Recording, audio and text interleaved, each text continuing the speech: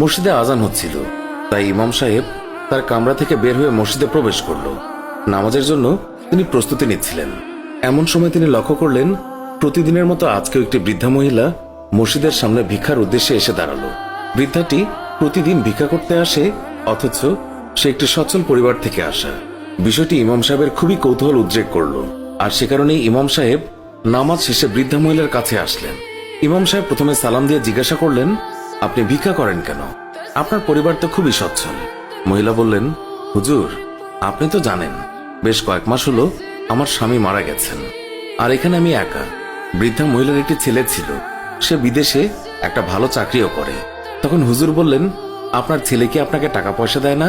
মহিলা বললেন, সে আমাকে কয়েক মাস আগে টাকা পাঠিয়েছিল, কিন্তু এখন আর কোনো টাকা পয়সা পাঠায় না, শুধুই কিছু রঙিন কাগজের ছবি পাঠায়, আর আমি এইগুলো খুব যত্ন করে রাখি। হঠাৎ করে টাকা পাঠানো বন্ধ করে রঙিন কাগজের ছবি পাঠায়, বিষয়টি হুজুরের কাছে খুবই খটকা মনে হলো।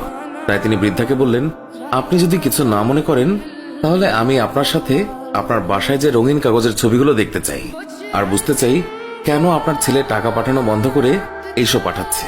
বৃদ্ধা মহিলা তখন হুজুরকে বাসায় নিয়ে গেলেন আর রঙিন কাগজের ছবিগুলো দেখালেন। হুজুর এগুলো দেখে তো অবাক, কারণ এগুলো হলো ডলার। প্রত্যেকটা নোটই হলো $1 একটি নোট। এরকম অসংখ্য নোট মহিলার ঘরে সাজানো ছিল, কিন্তু আশ্চর্যের বিষয় হলো মহিলাটি অশিক্ষিত হওয়াতে সে এই কাগজের বিষয়ে কিছুই বোঝেননি, আর কাউকে দেখানোর প্রয়োজনও মনে করেননি।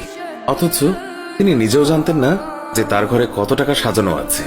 এই সম্পদ তিনি ঘরে রেখে চুমু খান, আর বাইরে কত কষ্ট করে ভিক্ষার টাকায় তার জীবন চলে।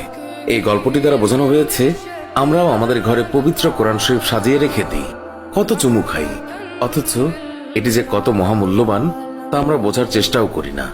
আমরা ওই অজ্ঞ বৃদ্ধা মহিলার নাই, মহামূল্যবান গ্রন্থ কাছে রেখেও তার কদর খুঁজছি না। আমরা যা চাই, সুখ, শান্তি, আরাম, আয়েশ, বিলাসিতা, সবকিছুই তো এই কোরআনের অন্তর্ভুক্ত। যেখানে খোঁজার সেখানে না খুঁজে অন্যত্রে খুঁজে লাভ আছে? পবিত্র কোরআনের হক হচ্ছে এটা পড়া, এটার অর্থ বোঝা এবং মানে খোঁজা। এটাকে ঘরের শেলফে সাজিয়ে না রেখে এটাকে পড়া। এটা আল্লাহ তাআলার বিধান, পবিত্র গ্রন্থ, সমগ্র মানব জাতির জন্য হেদায়েত স্বরূপ। আমরা যেন ওই বৃদ্ধা মহিলার মতো না হই। সে তো নির্বোধের মতো ঘরে ডলার রেখে বাইরে ভিক্ষা করে।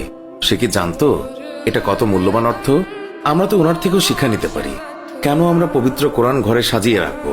এটার কি কোনো হক নেই? আছে, যা আমাদের বোঝা উচিত। আশা করি আল্লাহ তাআলা যেন আমাদেরকে এইসব বোঝার তৌফিক দেন।